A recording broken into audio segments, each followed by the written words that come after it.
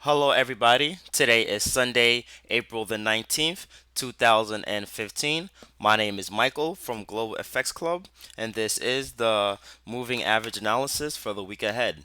Just before going forward, please do pause the recording and read over our risk disclaimer.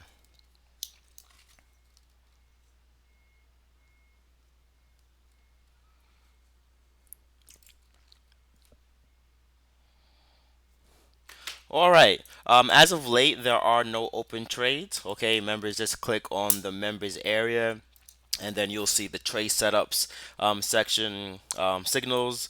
You'll see the recently closed trades, and when we do have an open trade, you'll see it on top of that. Okay, and below there you will have the most recent fundamental and technical analysis, as well as Elliott Wave, Ichimoku, and moving average videos. Okay, if you have any recommendations or anything you would like to see or want us to cover, any setup, give our viewpoint, just click on the chat room tab, okay? And then you can access any questions there. All right, so let's jump right into the swing of things though and look at price action from a moving average standpoint.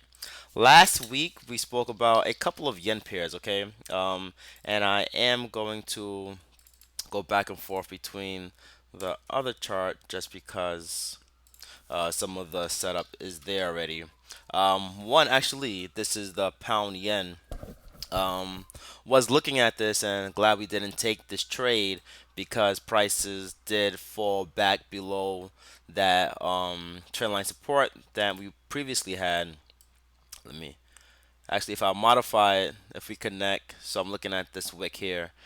If we connect the wick, you have that viewpoint. The thing about this trade is that, and I may still take this trade at the open, just sign into the members area and then you'll see it there, is that we had a bullish Tenkan Kijun crossover to the top side. That's bullish. That gave us the first. That's a weak signal, but still bullish signal. The future cloud. Okay, this area here has turned to the top side, and we are above the cloud. So indication is for higher levels on the pound yen, on this Ichimoku side. On the on the moving average side, okay, let me actually delete these drawings.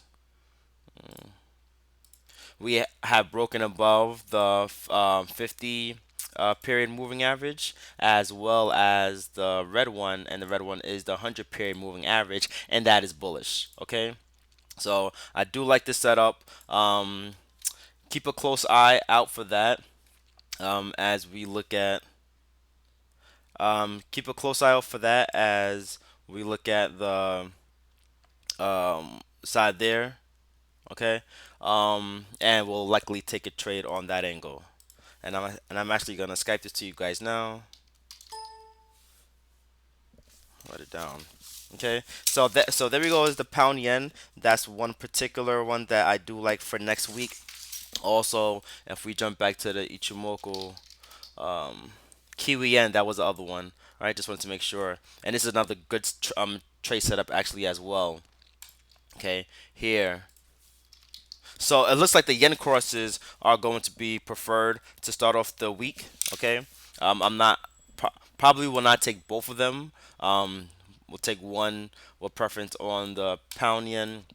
But again, QEN has set up pretty nicely, is above all moving average. We had a bullish 50 cross above the 100 period.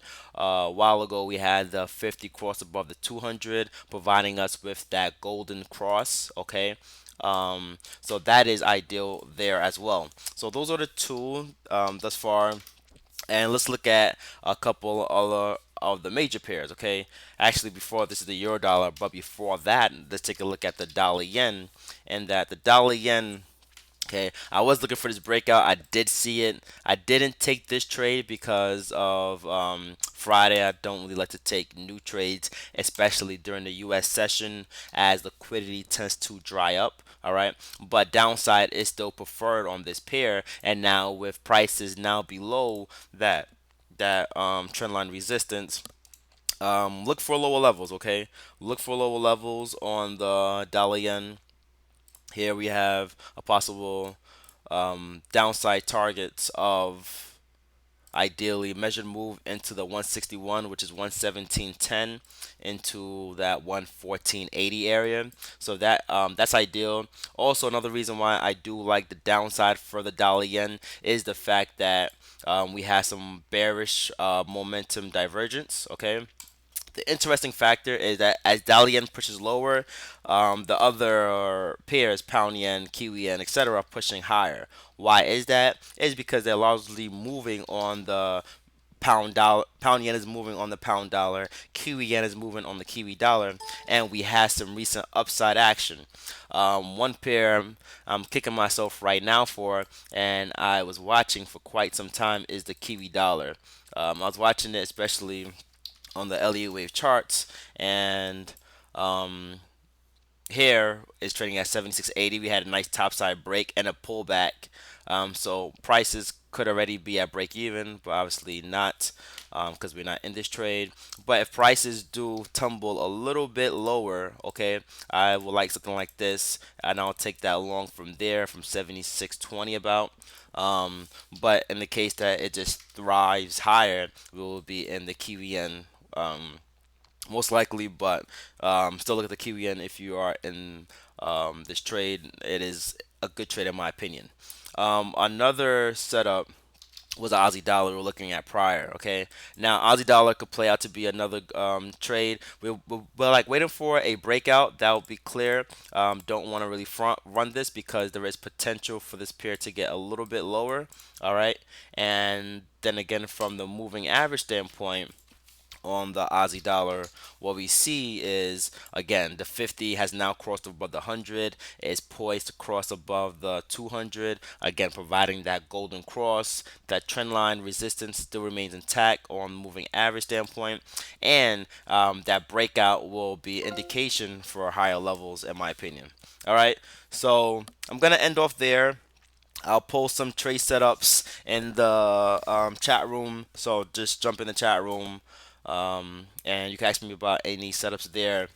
Also, if you would like a particular trade covered or a particular pair, commodity or index, please don't hesitate to email us at info@Global FX Club, or just shoot us a Skype. We're pretty much always on Skype. Skype is at Global FX Club. All right, guys. Cheers. Have a great weekend and look forward to next week's trade.